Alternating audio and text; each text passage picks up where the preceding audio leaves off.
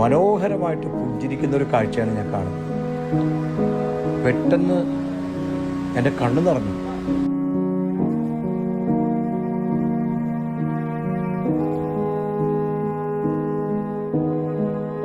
ഒരു വിശുദ്ധ കുർബാന സ്വീകരിച്ചതിൻ്റെ പേരിൽ വീട്ടിൽ നിന്ന് അടികിട്ടി പുറത്തായ ഒരാളാണ് ഞാൻ. പുറത്തുള്ള ബന്ധുക്കളുടെ അരികിലേക്ക് ഇതെന്താ കാര്യം എന്ന് അറിയാനായിട്ട് ഞാൻ ചെന്നതാണ്. പക്ഷേ അവരോട് ചോദിക്കേണ്ടി വന്നില്ല. കാരണം അവർ നിറഞ്ഞൊഴുകുന്ന കണ്ണ് കണ്ടപ്പോൾ എനിക്ക് മനസ്സിലായി. എന്നെ അമ്മയ്ക്ക് മനസ്സിലായില്ല ആദ്യം. കാരണം അമ്മ കാണുമ്പോൾ എനിക്ക് തല നിറയെ മുടിയുണ്ട്, നല്ല തടിയുണ്ട്. ഇത് അമ്മ കാണുമ്പോൾ ആരോ ഒരു മുറിയിലേക്ക് വലിച്ചെറിഞ്ഞ ഒരു പഴംതുണി കഷ്ണത്തെ പോലെ ചുക്കിച്ചുളിഞ്ഞ് ഞാൻ അവിടെ കിടക്കുക. ഞാൻ എൻ്റെ തന്നെ ചരമവാർത്ത കേട്ട പോലെ ഞാൻ ആ ഫയലടച്ച് തിരിച്ചു കൊടുത്തു. യേശു ആരാണ്? അല്ലെങ്കിൽ യേശു എന്തിനാണ് ഇസ്ലാം മതത്തിൽ ജനിച്ച അബ്ദുൽ അസീസിനെ തേടി വന്നത്?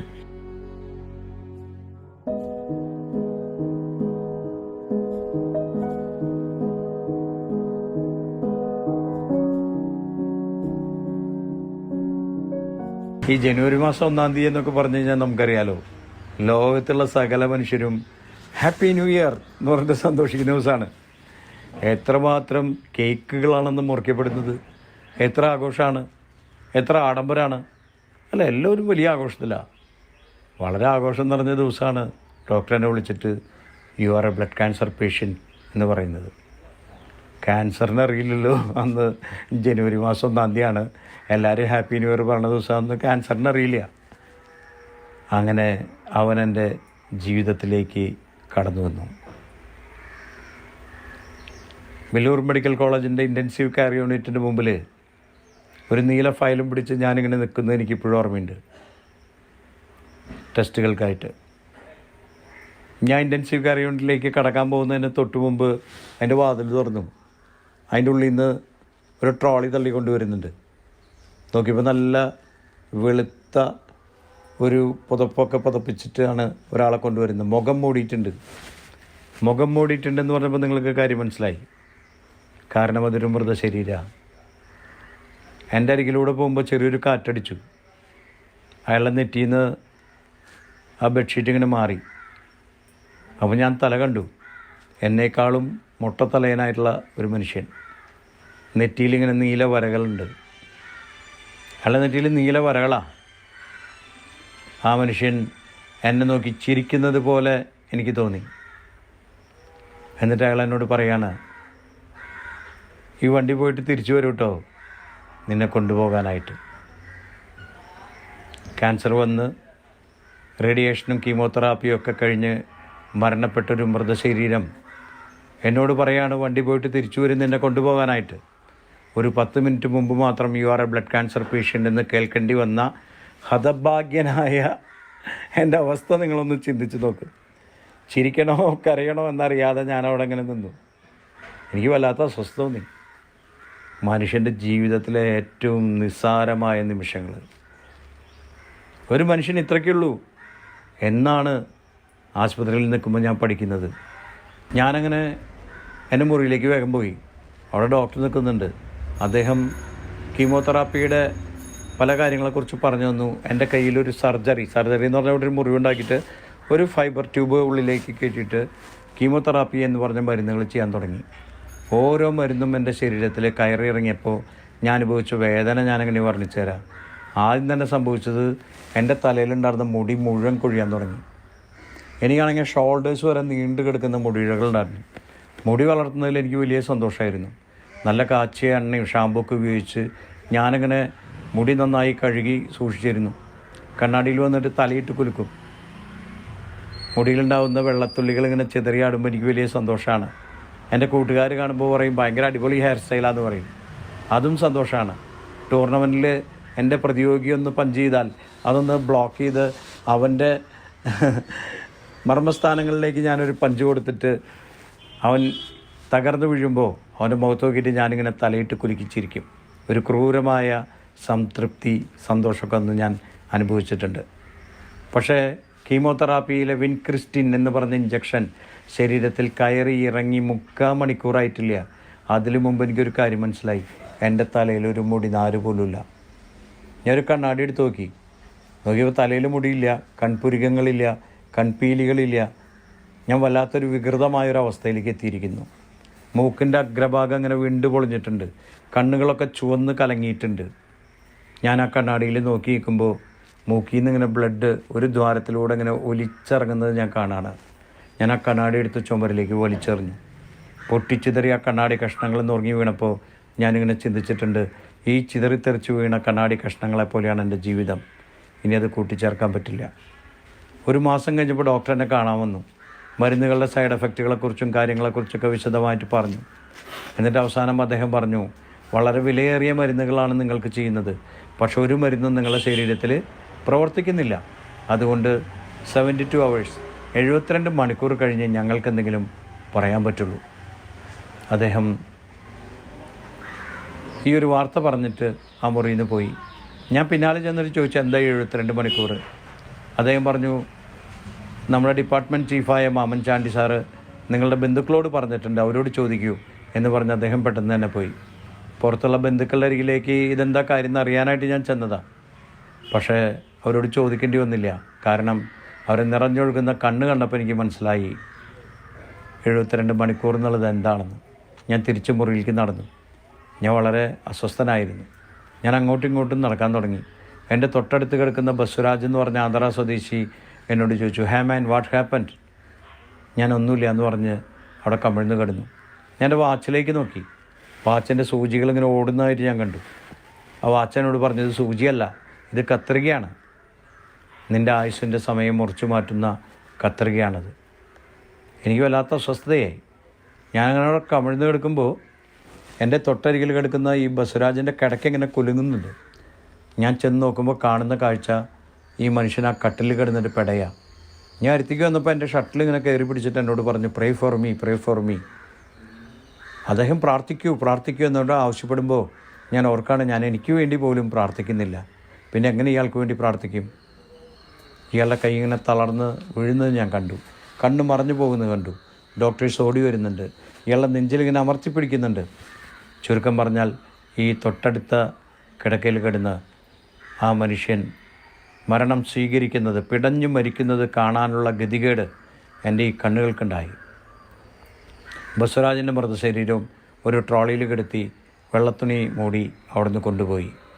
അതിനേക്കാളും വേദന തോന്നിയൊരു കാര്യം, ഒന്ന് കരയാൻ പോലും പറ്റാതെ ചുമരിൽ ചാരി നിൽക്കുന്ന അദ്ദേഹത്തിൻ്റെ ഭാര്യയുടെ മുഖം കാണുമ്പോഴായിരുന്നു. 2 വിദ്യാർത്ഥിനികളായ പെൺകുട്ടികൾ അവരെ വട്ടനെ കെട്ടിപ്പിടിച്ച് കരയുന്ന കാഴ്ച, അവരുടെ ശബ്ദം ഇപ്പോഴും എൻ്റെ കാതിലുണ്ട്. മരണപ്പെട്ടതൊരു മനുഷ്യനാണ്, പക്ഷെ തകർന്നതൊരു കുടുംബം മുഴുവൻ. ചുരുക്കത്തിൽ ഞാൻ ആ മുറിയിൽ ഒറ്റയ്ക്കായി. എൻ്റെ മനസ്സിൽ വല്ലാത്ത ഭയം കടന്നു വരാൻ തുടങ്ങി. ഞാൻ എൻ്റെ വാച്ചൂരി മാറ്റിവെച്ചു. മരിക്കാൻ പോകുന്ന ആൾക്ക് എന്തിനാണ് വാച്ച് എന്നാണ് ഞാൻ ചിന്തിച്ചത്. ഞാൻ നോക്കുമ്പോൾ എൻ്റെ വാതിലിങ്ങനെ ആരോ തള്ളി തുറക്കുന്നുണ്ട്. നോക്കുമ്പോൾ അമ്മയാണ്. അമ്മ അകത്തേക്ക് വന്നു. എന്നെ അമ്മയ്ക്ക് മനസ്സിലായില്ല ആദ്യം. കാരണം അമ്മ കാണുമ്പോൾ എനിക്ക് തല നിറയെ മുടിയുണ്ട്, നല്ല തടിയുണ്ട്. ഇത് അമ്മ കാണുമ്പോൾ ആരോ ഒരു മുറിയിലേക്ക് വലിച്ചെറിഞ്ഞ ഒരു പഴംതുണി കഷ്ണത്തെ പോലെ ചുക്കിച്ചുളിഞ്ഞ് ഞാൻ അവിടെ കിടക്കുക. അമ്മൻ്റെ അരികിൽ വന്നപ്പോൾ എൻ്റെ കണ്ണ് കണ്ടപ്പോൾ അമ്മയ്ക്ക് മനസ്സിലായി. എന്നെ നെറ്റിയിൽ അമ്മ തലോടി. എനിക്കൊരു ഉമ്മ തരാൻ നോക്കി. അപ്പോഴേക്കും അമ്മ അലറിക്കരഞ്ഞ് എൻ്റെ അരികിൽ തളർന്നു വീണു. എന്താ കാരണം എന്നറിയാണ്ട് ഞാൻ എണീറ്റ് നോക്കിയപ്പോഴാണ് മനസ്സിലാവുന്നത്, എൻ്റെ മൂക്കിൽ നിന്ന് രക്തം ഒഴുകിക്കൊണ്ടിരിക്കുന്നുണ്ട്. അതെൻ്റെ വെളുത്ത ഷട്ടിൽ മുഴുവൻ ഒരു ചുവന്ന നിറം നൽകിയിട്ടുണ്ട്. ഡോക്ടറും നഴ്സസൊക്കെ വന്ന് അമ്മേനെ താങ്ങിപ്പിടിച്ച് അവിടെ നിന്ന് കൊണ്ടുപോയി. ഒരു നഴ്സ് വന്ന് വേഗം എൻ്റെ മൂക്കും ബ്ലഡൊക്കെ തുടച്ചു മാറ്റി. ഡോക്ടർ എന്നോട് പറഞ്ഞു, വേഗം ധാരാളം വെള്ളം കുടിക്കൂ എന്നൊക്കെ പറഞ്ഞ് മുറിയിലാക്കി അവർ പുറത്തു പോയി. അവർ പുറത്ത് കിടന്ന് വാതിലടയ്ക്കുമ്പോൾ ഞാൻ വാതിലിൽ കണ്ടു ഒരു ബോർഡ് വെച്ചിരിക്കുന്നുണ്ട്. അവർ സന്ദർശകരെ അനുവദിക്കുന്നില്ല. ഇനി എന്നെ കാണാൻ ആരെയും അനുവദിക്കുന്നില്ല. ആ വാതിലടച്ചിട്ട് അവർ പോയി. ഞാൻ കട്ടിലിൽ നിന്നിറങ്ങി അങ്ങോട്ടും ഇങ്ങോട്ടും നടന്നു. കടുത്ത ശാരീരിക വേദന. എന്ത് ചെയ്യണമെന്ന് എനിക്കറിയില്ല. ഞാനിങ്ങനെ കസേരയിൽ ഇരിക്കുകയാണ്. വളരെ വേദനയോടുകൂടി ഇരിക്കുന്ന സമയത്ത് പെട്ടെന്ന് എൻ്റെ മുന്നിലോട്ടൊരു മിന്നാമിനിങ് വളരെ വേഗത്തിൽ ഇങ്ങനെ പാസ് ചെയ്യുന്ന പോലെ കടന്നു പോണ പോലെ തോന്നി. ആ മിന്നാമിനിങ് അങ്ങനെ ചെന്ന് അവിടെ ചുമരിലുണ്ടായിരുന്ന ക്രിസ്തുവിൻ്റെ ഒരു ചിത്രമുണ്ട്, അവിടെ ചെന്നിരിക്കുക മിന്നാമിനിങ്. ഞാൻ നോക്കുമ്പോൾ അവിടെ നിന്ന് ഇങ്ങനെ ഒരു വെളിച്ചം ഇങ്ങനെ വരുന്നുണ്ട്. എനിക്കത് ഭയങ്കര അതിശയം തോന്നി. എൻ്റെ മുറി വളരെ ഹൈജീനിക്കാണ്. പിന്നെ എങ്ങനെയാണ് അതിൽ മിന്നാമിനിങ് കിടക്കുന്നത്? ഞാൻ ആ മിന്നാമിനിങ്ങിൻ്റെ അരികിലേക്ക് ചെന്നു. നോക്കുമ്പോൾ അവിടെ മിന്നാമിനിങ് ഇല്ല. അവിടെ ഒരു ചെറിയ വെളിച്ചമുണ്ട്. ഞാനാണെങ്കിൽ കുറച്ച് അസ്വസ്ഥനായതുകൊണ്ട് മുറിയിൽ എല്ലാ ലൈറ്റും ഓഫ് ചെയ്തിട്ടുണ്ട്. അപ്പോൾ ഇതെനിക്ക് വ്യക്തമായിട്ട് കാണാം. ഇതെന്തായിരിക്കും എന്ന് ഞാൻ വിചാരിച്ചു. ഇനിയിപ്പോൾ റേഡിയേഷനൊക്കെ ഉള്ള ഒരു ആശുപത്രിയല്ലേ, ഈ റേഡിയത്തിൻ്റെ എന്തെങ്കിലും സിംറ്റം ആവോ എന്ന് വിചാരിച്ച് ഞാനിങ്ങനെ കൈ ഉയർത്തിയാന്ന് തുടയ്ക്കാമെന്ന് വിചാരിച്ചു. കൈ ഞാൻ ഉയർത്തിയുള്ളൂ, എൻ്റെ കൈ അവിടെ ടച്ച് ചെയ്തിട്ടില്ല, അവിടെ തൊട്ടിട്ടില്ല. അതിന് മുൻപ് ഞാൻ കാണുന്നൊരു കാഴ്ച, ആ ചിത്രത്തിലെ യേശു ക്രിസ്തു എന്നെ നോക്കി മനോഹരമായിട്ട് പുഞ്ചിരിക്കുന്നൊരു കാഴ്ചയാണ് ഞാൻ കാണുന്നത്. പെട്ടെന്ന് എൻ്റെ കണ്ണ് നിറഞ്ഞു. എനിക്ക് എന്തൊക്കെ പറയണമെന്നുണ്ട്, പക്ഷെ ഒന്നും പറയാൻ പറ്റണില്ല. എൻ്റെ മനസ്സ് വല്ലാത്തൊരു വിമിഷ്ടത്തിലായി. ഞാനിങ്ങനെ വളരെ അസ്വസ്ഥനായിട്ട് അവിടെ നിൽക്കുന്ന സമയത്ത് പെട്ടെന്ന് ആ ചിത്രത്തിലെ ഒരു പ്രകാശം വരുന്നതും യേശു എന്നെ നോക്കി മനോഹരമായിട്ട് പുഞ്ചിരിക്കുന്നതുമായിട്ടുള്ള ഒരു കാഴ്ച ഞാൻ കണ്ടു. എനിക്ക് വല്ലാത്തൊരു അത്ഭുതമായി. ഞാൻ എൻ്റെ കണ്ണൊക്കെ തിരുമ്പി നോക്കി. ശരിയാണ്, യേശു എന്നെ നോക്കി പുഞ്ചിരിക്കുന്നുണ്ട്. പെട്ടെന്ന് എൻ്റെ കണ്ണ് നിറഞ്ഞൊഴുകാൻ തുടങ്ങി. ഒരു നിയന്ത്രണമില്ലാത്തൊരു ഭ്രാന്തനെ പോലെ ഞാൻ ആ ചിത്രത്തെ നോക്കി അലറിക്കരഞ്ഞു. ആ കരച്ചിലിൻ്റെ ഒടുവിൽ തേങ്ങിക്കരഞ്ഞ് ഞാൻ പറഞ്ഞു, എനിക്ക് ജീവിക്കണമെന്ന് ആഗ്രഹമുണ്ട്, എന്നെ ഒന്ന് സഹായിക്കുമോ? എനിക്ക് അപരിചിതനായ ഒരു വ്യക്തിത്വം, യേശു എന്നെ നോക്കി ചിരിക്കുക. എനിക്കൊരു പരിചയമില്ല. ഞാൻ നോക്കി പറഞ്ഞു, എന്നെ ഒന്ന് സഹായിക്കുമോ? എനിക്ക് അവിടുന്ന് മറുപടി പറഞ്ഞൊന്നും കേട്ടില്ല. ഞാൻ കയറി കട്ടിൽ കമിഴ്ന്ന് കിടന്ന് കുറേ നേരം കരഞ്ഞു. വാതിലാരും തട്ടുന്നുണ്ട്. ഞാൻ ചെന്ന് തുറന്നു നോക്കിയപ്പോൾ ഡോക്ടറാണ്. ഡോക്ടറും നഴ്സും എല്ലാവരും കൂടിയിട്ട് ഓടി വന്നിരിക്കുക. എൻ്റെ കരച്ചിലിൻ്റെ ശബ്ദം കേട്ടിട്ട് ഓടി വന്നാണ്. എൻ്റെ കണ്ണൊക്കെ ഇങ്ങനെ പിടിച്ച് നോക്കിയിട്ട് പറഞ്ഞു, രക്തത്തിൻ്റെ അളവ് വളരെ കുറവാണല്ലോ. ഫയൽ തുറന്ന് എനിക്ക് കാണിച്ചു തന്നു. ഹീമോഗ്ലോബിൻ 6.6 ആണ്, 6.6. എൻ്റെ ശ്രദ്ധയിൽപ്പെട്ടത് 6.6 അല്ല, അതിൻ്റെ തൊട്ട് മുകളിൽ ഡോക്ടേഴ്സ് ഒബ്സർവേഷൻ എന്ന കോളത്തിൽ എഴുതിയിട്ടുണ്ട് സിങ്കിങ് സ്റ്റേജ്. സിങ്കിങ് എന്ന് പറയുന്ന വാക്കിൻ്റെ അർത്ഥം നിങ്ങൾക്കറിയാം, മുങ്ങിത്താഴുക എന്നാണ്. ഞാൻ എൻ്റെ തന്നെ ചരമവാർത്ത കേട്ട പോലെ ഞാൻ ആ ഫയലടച്ച് തിരിച്ചു കൊടുത്തു. ഡോക്ടർ പറഞ്ഞ് അത്യാവശ്യമായിട്ട് ബ്ലഡ് ടെസ്റ്റ് ചെയ്യണം.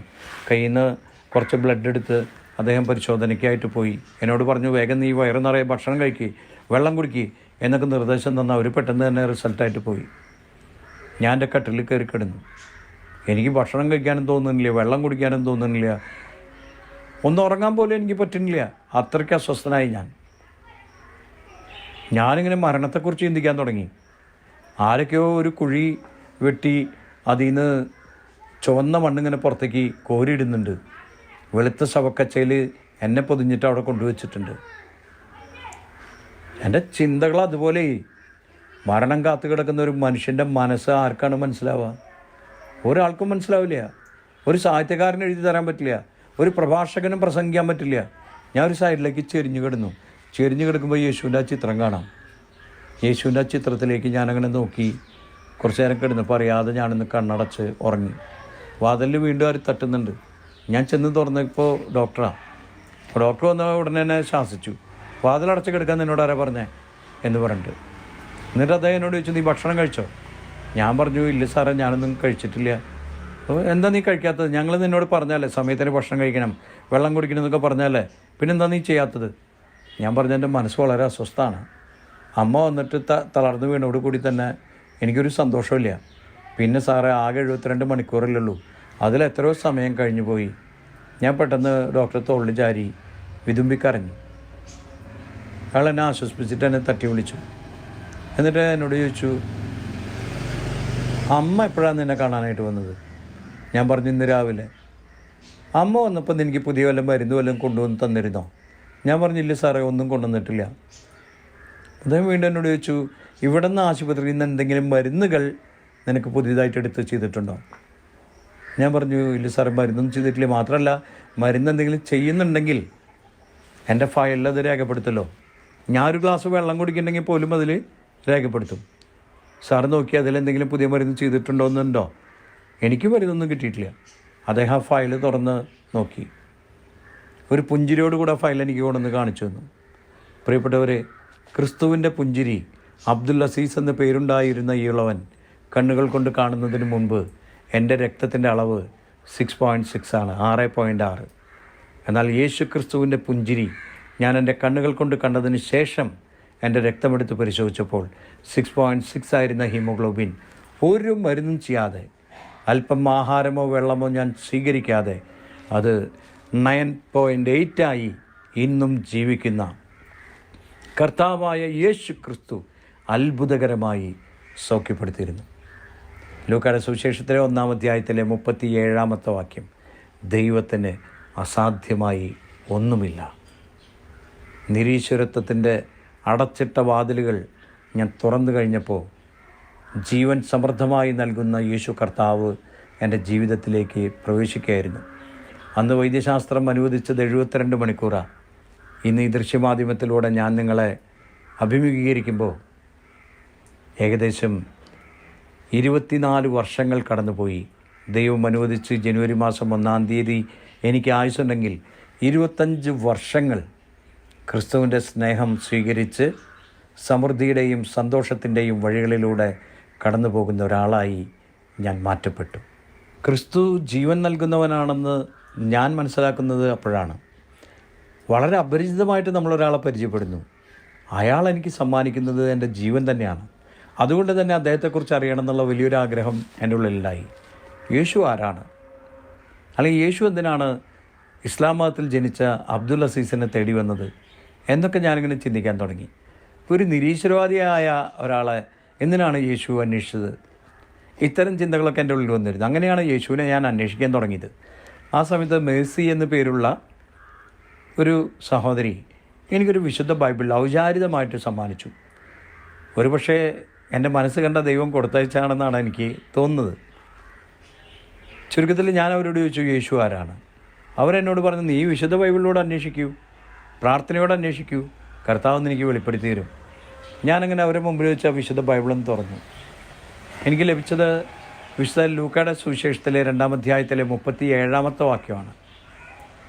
അതിൽ പറയുന്നുണ്ട്, ഇതാ ലോകത്തിലെ സകല ജനങ്ങൾക്കുമുള്ള സന്തോഷത്തിൻ്റെ സദ്വാർത്ത, ദാവീദിൻ്റെ പട്ടണത്തിൽ നിങ്ങൾക്കായി ഒരു രക്ഷകൻ പിറന്നിരിക്കുന്നു, കർത്താവായ യേശു ക്രിസ്തു. ലോകത്തിലെ സകല ജനങ്ങൾക്കും, ക്രിസ്ത്യാനികൾക്ക് വേണ്ടി മാത്രമല്ല കേട്ടോ, ലോകത്തിലെ സകല ജനങ്ങൾക്കുമുള്ള സന്തോഷത്തിൻ്റെ സദ്വാർത്തയാണ്, സന്തോഷം തരാനുള്ള സദ്വാർത്തയാണ് യേശു ക്രിസ്തു എന്ന കാര്യം അതിൽ രേഖപ്പെടുത്തിയിരിക്കുന്നു. എനിക്കത് വലിയൊരു സന്തോഷമായി. പിന്നീട് തുടർന്ന് വിശുദ്ധ ബൈബിൾ ഇങ്ങനെ എൻ്റെ മനസ്സിലേക്ക് ഇങ്ങനെ ഒഴുകി വരികയായിരുന്നു. ഞാൻ വായിച്ചു എന്ന് പറഞ്ഞത് തെറ്റാണ്. ശരിക്കും ദൈവം എനിക്ക് വെളിപ്പെടുത്തി തരുമായിരുന്നു. ചുരുക്കത്തിൽ വിശുദ്ധ ബൈബിളിൽ നിന്ന് ക്രിസ്ത്യൻ കെമിസ്ട്രി എന്ന് പറയുന്നൊരു വിഷയം കണ്ടെത്താനുള്ള ഒരു ഭാഗ്യം എനിക്കുണ്ടായി. ക്രൈസ്തവ രസതന്ത്രം, രസിക്കാനുള്ളൊരു തന്ത്രമാണ് ക്രിസ്ത്യാനിറ്റി എന്ന് പറയുന്ന സത്യം എനിക്ക് മനസ്സിലായി. ഞാൻ തിരുവചനങ്ങളിലൂടെ ആ സന്തോഷത്തിലേക്ക് കടന്നുപോയി. അതിനെക്കുറിച്ചുള്ള ചിന്തകളൊക്കെ ഞാൻ തയ്യാറാക്കി. തൃശ്ശൂർ അതിരൂപതയിലെ ബഹുമാനപ്പെട്ട വൈദികരായിട്ടുള്ള സുഹൃത്തുക്കളോട് ഞാനിതൊക്കെ പങ്കുവയ്ക്കാറുണ്ട്. ആ സമയത്താണ് ഞാൻ അഭിയന്യനായ റാഫേൽ തട്ടിൽ പിതാവിനെ പരിചയപ്പെടുന്നത്. അദ്ദേഹത്തിൻ്റെ ബിഷപ്പിൻ്റെ വീട്ടിൽ, അദ്ദേഹം അങ്ങനെ പറയാം, ബിഷപ്പിൻ്റെ വീട്ടിൽ അദ്ദേഹം എന്നെ ക്ഷണിച്ചു. ഞങ്ങൾ ഒരുമിച്ച് ആഹാരം കഴിച്ചു.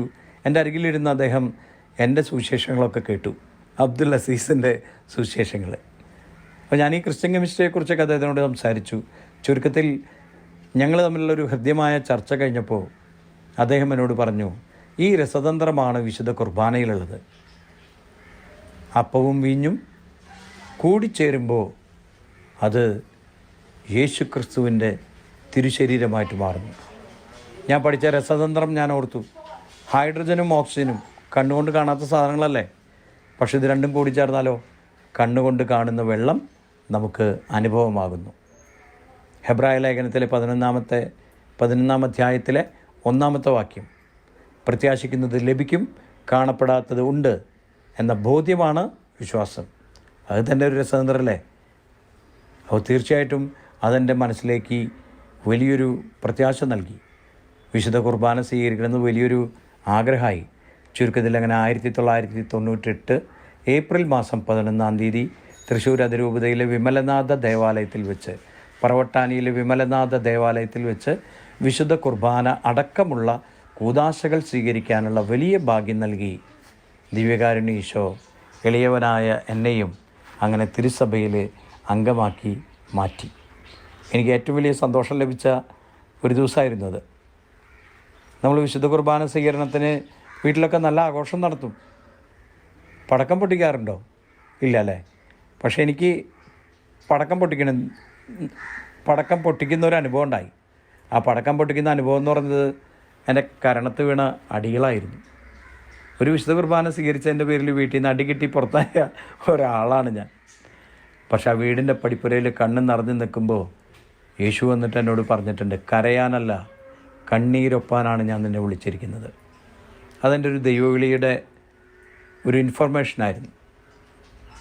ചുരുക്കത്തിൽ ഞാനങ്ങനെ ഒറ്റപ്പെടുന്നവരും രോഗികളുമായിട്ടുള്ള ആളുകളുടെ ഇടയിൽ പ്രവർത്തിക്കാൻ തുടങ്ങി. നട്ടല് പൊട്ടിയ ആളുകൾ, കുടുംബത്തിൽ നിന്ന് പുറത്താക്കിയ ആൾക്കാർ, അവരോടൊക്കെ ഞാൻ എൻ്റെ ജീവിതാനുഭവങ്ങൾ പറഞ്ഞു കൊടുത്തു. യേശു ക്രിസ്തുവിൻ്റെ കാലുകഴുകൽ ശുശ്രൂഷ കൂടുതൽ ധ്യാനിച്ച് ഞാൻ പഠിച്ച മർമ്മയോഗയെ ഞാൻ സ്നേഹയോഗയാക്കി മാറ്റി. അവർക്ക് വേണ്ടി മനസ്സിനെ മരുന്നാക്കുക എന്ന് പറഞ്ഞൊരു പഠനം ചെയ്തു. പിന്നെ വിദ്യാർത്ഥികൾക്കിടയിലും ഞാൻ നയിക്കപ്പെട്ടു. വിദ്യാർത്ഥികൾക്കും അധ്യാപകർക്കൊക്കെ വേണ്ടി less luggage for more comfort എന്ന് പറഞ്ഞൊരു വിഷയം ഞാൻ പഠിപ്പിക്കാൻ തുടങ്ങി. പഠന ലഘൂകരണത്തിൻ്റെ ഭാഗമായി ബ്രെയിൻ എക്സസൈസ് അടക്കമുള്ള കാര്യങ്ങൾ ഈ സ്നേഹയോഗയിലൂടെ ദൈവകൃപയാൽ കണ്ടെത്താനായിട്ടുള്ള അവസരം ദൈവം എനിക്ക് ലഭിച്ചു. അങ്ങനെയാണ് ഞാനിന്നിപ്പോൾ ഒരു ആശുപത്രിയിൽ കൂടി പ്രവർത്തിക്കുന്ന ആളായിട്ട് മാറുന്നത്. കേരളത്തിലെ മിക്കവാറും വിദ്യാലയങ്ങളിലും അധ്യാപകർക്കിടയിലും അതുപോലെ തന്നെ മാതാപിതാക്കൾക്കിടയിലും മയക്കുമരുന്നിന് വിധേയരാകുന്ന കുട്ടികൾക്കിടയിലും ഇത്തരത്തിലുള്ള ക്ലാസ്സുകൾ ഞാൻ ചെയ്യുന്നുണ്ട്. കേരള പോലീസിന് വേണ്ടി യോദ്ധാവ് എന്ന് പറഞ്ഞൊരു കവിത ചെയ്യാനുള്ള ഒരു ഭാഗ്യം ലഭിച്ചു. ഈ അടുത്ത കാലത്ത് കാട്ടൂരിൽ തൃശ്ശൂരിൻ്റെ പോലീസ് SP ശ്രീമതി ഡോങ്ഗ്രേ കടന്നു വന്നപ്പോൾ ആ കവിത അവതരിപ്പിച്ചത് ഞാനായിരുന്നു. അങ്ങനെ നിരവധി മേഖലകളിലൂടെ ദൈവം എന്നെ കൈപ്പിടിച്ചു കൊണ്ടുപോയി. അതിനോടൊപ്പം തന്നെ എൻ്റെ ജീവിത പങ്കാളിയും എൻ്റെ പ്രവർത്തനങ്ങളിൽ എൻ്റെ കൂട്ടായിട്ടുണ്ട്. സ്ത്രീകൾക്കിടയിൽ അവർ കൂടുതൽ പ്രവർത്തിക്കുന്നു. ഞങ്ങൾ ജാതിയോ മതമോ ഒന്നും നോക്കാതെയാണ് പ്രവർത്തിക്കുന്നത്. കാരണം ക്രിസ്തു ഭൂമിയിലേക്ക് വന്നത് എല്ലാവർക്കും വേണ്ടിയാണെന്ന് ഞങ്ങൾ പൂർണ്ണമായി വിശ്വസിക്കുന്നു. പ്രത്യേകിച്ച് രോഗികളും വേദനിക്കുന്നവരുമായിട്ടുള്ള മനുഷ്യർക്കിടയിലാണ് ഞങ്ങളുടെ എല്ലാ പ്രവർത്തനങ്ങളും നടക്കുന്നത്. ജാതിയോ മതമോ ഒന്നും നോക്കാതെ വേദനിക്കുന്ന മനുഷ്യർക്ക് വേണ്ടിയാണ്. ഹൃദയം നുറങ്ങിയവർക്കല്ലേ കർത്താവ് സമീപസ്ഥനാവുന്നത്. എനിക്ക് പറയാൻ പറ്റും, എൻ്റെ ജീവിതം വലിയൊരു അനുഗ്രഹമാണ്. അത് വലിയൊരു ബോധ്യമാണ് എനിക്ക്. ക്യാൻസർ വന്നത് നന്നായി കൂട്ടുകാരെ. ഒന്ന് ആലോചിച്ച് നോക്കി നിങ്ങൾ. ക്യാൻസർ വന്നില്ലായിരുന്നെങ്കിൽ അബ്ദുൽ അസീസ് നിയന്ത്രണമില്ലാത്തൊരു വണ്ടി പോലെ എവിടെയെങ്കിലും പോയിട്ട് ഇടിച്ച് തകർന്നാണ്. കാരണം ക്യാൻസർ വന്നതുകൊണ്ടാണ് മനസ്സ് നുറുങ്ങിയത്. മനസ്സ് നുറുക്കിയപ്പോഴാണ് എനിക്ക് യേശുവിനെ അനുഭവിക്കാനായിട്ട് സാധിച്ചത്. അതിനുശേഷം 3 പഠനങ്ങൾ ഈ പറഞ്ഞ പോലെ ചെയ്തു. മനസ്സിനെ മരുന്നാക്കുക, ലെസ് ലഗേജ് മോർ കംഫർട്ട്, സ്നേഹയോഗ. ഈ പഠനങ്ങൾക്കെല്ലാം പൊതുസമൂഹത്തിൽ നിന്ന് ധാരാളം പുരസ്കാരങ്ങൾ ഏറ്റുവാങ്ങാനുള്ള ഭാഗ്യം എനിക്കുണ്ടായിട്ടുണ്ട്, വ്യത്യസ്തമായ മേഖലകളിൽ നിന്ന്. ആദ്യത്തെ പുരസ്കാരത്തിൻ്റെ പേര് തന്നെ മനുഷ്യസ്നേഹി പുരസ്കാരം എന്നാണ്. മുൻ കൃഷി വകുപ്പ് മന്ത്രിയായിട്ടുള്ള നമ്മുടെ സുനിൽകുമാർ MLA, അദ്ദേഹത്തിൻ്റെ കയ്യിൽ നിന്നാണ് ആദ്യം ആ പുരസ്കാരം സ്വീകരിക്കുന്നത്. മുൻ കൃഷി വകുപ്പ് മന്ത്രിയായ സുനിൽകുമാറിൽ നിന്നാണ് ആദ്യത്തെ മനുഷ്യസ്നേഹി പുരസ്കാരം ഞാൻ സ്വീകരിക്കുന്നത്. ആ സമയത്ത് സുനിൽകുമാർ കേരളോർമ്മയിൽ എൻ്റെ മുതിർന്നതായിട്ട് പഠിച്ച ആളാണ്. ബഹുമാനപ്പെട്ട മന്ത്രിയോട് ഞാൻ പറഞ്ഞു, ഈശോ എന്നെ നോക്കി പുഞ്ചിരിക്കുന്നുണ്ട്. പ്രിയപ്പെട്ടവരെ, നമ്മുടെ ജീവിതത്തിലെ ഏത് പ്രതിസന്ധിയിലും ഒരു കാര്യം ചിന്തിക്കുക, ഈശോ നമ്മളെ നോക്കി പുഞ്ചിരിക്കുന്നുണ്ട് നമ്മളെ സഹായിക്കാനായിട്ട്. 16ഓളം മ്യൂസിക്കൽ ആൽബങ്ങളുടെ രചനയും സംഗീതവും നിർവഹിക്കാൻ സാധിച്ചു. ജീവിത അനുഭവങ്ങളുമായി ബന്ധപ്പെട്ട 2 പുസ്തകങ്ങൾ എഴുതി. ഗുരുവിൻ്റെ മൗനം, ദൈവത്തിൻ്റെ ദുഃഖം എന്നാണ് ആ പുസ്തകങ്ങളുടെ പേര്. അതുപോലെ തന്നെ നിരവധിയായിട്ടുള്ള ഷോർട്ട് ഫിലിംസ് ചെയ്തു. അതിനേക്കാൾ ഉപരിയായി എന്നെ ഒരുപാട് സ്നേഹിക്കുകയും സമൂഹത്തിൽ എല്ലാവർക്കും വേണ്ടി പ്രാർത്ഥിക്കുന്ന ഒരു കുടുംബം എനിക്ക് രൂപപ്പെടുത്താൻ സാധിച്ചു. എനിക്ക് 5 മക്കളുണ്ട്. ക്യാൻസർ വരുന്നതിന് മുമ്പാണ് ഒരു മകളുള്ളത്. അതിനുശേഷം ദൈവം എനിക്ക് 4 മക്കളെ കൂടി തന്നു. നിങ്ങളൊന്ന് ആലോചിച്ച് നോക്കി. കീമോതെറാപ്പി എന്ന് പറഞ്ഞ മരുന്ന് ശരീരത്തിൽ കയറി ഇറങ്ങി മരണം കാത്ത് കിടന്ന ഒരു മനുഷ്യന് ഈശോ 4 മക്കളെ കൂടി രോഗത്തിന് ശേഷം തന്നു. ഇന്ന് എൻ്റെ ആശുപത്രിയിലെ ആയുർവേദ ഡിപ്പാർട്ട്മെൻറ്റിൽ ഞാൻ വർക്ക് ചെയ്യുമ്പോൾ കുഞ്ഞുങ്ങളില്ലാത്ത ദമ്പതികൾ വരുമ്പോൾ എൻ്റെ ഹെഡായിട്ടുള്ള ഡോക്ടർ നമ്പൂതിരി സാറ് അദ്ദേഹത്തിനോട് പറയും, അസിസി താനാണ് ഈ കേസ് കൈകാര്യം ചെയ്യേണ്ടത്. എന്നിട്ട് അദ്ദേഹം ചിരിച്ചിട്ട് പറയും, ക്യാൻസർ വന്നതിന് ശേഷം 4 മക്കൾ വന്നിട്ടുള്ള ഒരാളെ ഞാനിതുവരെ കണ്ടിട്ടില്ല. പ്രിയപ്പെട്ടവരെ, ഇതാണ് എൻ്റെ പ്രിയപ്പെട്ട ജീവിത പങ്കാളി. സിമി അസീസി എന്നാണ് പേര്. മരിയ സിമി അസീസി എന്നാണുണ്ടോ മുഴുവൻ പേര്. മാതാവിൻ്റെ പേര് കൂടിയുള്ളതിൽ ഞങ്ങൾക്ക് വലിയ സന്തോഷമുള്ളൂ. സിമി എൻ്റെ ജീവിതത്തിലെ ദൈവം തന്ന ഏറ്റവും വലിയ അനുഗ്രഹമാണെന്ന് പറയാനായിട്ട് എനിക്ക് യാതൊരു മടിയില്ല. കാരണം അത് ഏറ്റവും വലിയ സത്യമാണ്. എൻ്റെ പേര് മരിയ സിമി. ഒളരിയിലാണ് എൻ്റെ വീട്. ഞാൻ മുന്നേ ടീച്ചറായിട്ടാണ് ജോലി ചെയ്തുകൊണ്ടിരുന്നത്. എന്നാലിപ്പോൾ മുഴുവൻ സമയം രോഗികൾക്കിടയിലാണ് ഇപ്പോൾ ഞങ്ങൾ ഒരുമിച്ച് ശുശ്രൂഷ ചെയ്തുകൊണ്ടിരിക്കുന്നത്. ഞാൻ അസിയാട്ടിൻ്റെ ലൈഫിനെ കുറിച്ച് അറിഞ്ഞപ്പോൾ എനിക്ക് അസിയാട്ടിനോട് ഒത്തു പ്രവർത്തിക്കണമെന്ന് തോന്നി. അസുഖം കാര്യങ്ങളൊക്കെ എല്ലാം അറിയായിരുന്നു. ക്യാൻസർ വന്നിട്ട് അധികം നാളൊന്നും ആയിരുന്നില്ല. എത്ര നാൾ ജീവിക്കുന്നും ഉറപ്പൊന്നും ഉണ്ടായിരുന്നില്ല. പക്ഷെ ഞാൻ കർത്താവിനെ മുൻനിർത്തി ഇറങ്ങി രോഗികൾക്കിടയിലുള്ള ശുശ്രൂഷകളും അല്ലാതെ ഞങ്ങൾ ഒരുമിച്ച് അന്ന് ചെയ്തിരുന്നു. ഞാൻ ടീച്ചറായിട്ട് ജോലി ചെയ്തുകൊണ്ടിരുന്ന സമയമായിരുന്നു. അപ്പോഴാണ് അസേറിനെ കുറിച്ച് ചെയ്യുന്ന പ്രവർത്തനങ്ങളൊക്കെ അറിഞ്ഞപ്പോൾ എനിക്കും ആളുടെ കൂടെ എല്ലാം പങ്കുചേരണമെന്ന് വിചാരിച്ചു. പിന്നെ വീട്ടിലൊക്കെ ഭയങ്കര എതിർപ്പും കാര്യങ്ങളൊക്കെ ആയിരുന്നു. പക്ഷേ കർത്താവ് എന്നോട് ഇങ്ങനെ പറയണ പോലെ തോന്നി, ഇനി വേറെ ആളെയാണ് നീ ജീവിത പങ്കാളിയായിട്ട് നോക്കണമെന്നുണ്ടെങ്കിൽ ആൾക്കും അസുഖം കാര്യങ്ങളും വന്നുവിടാന്നില്ലല്ലോ.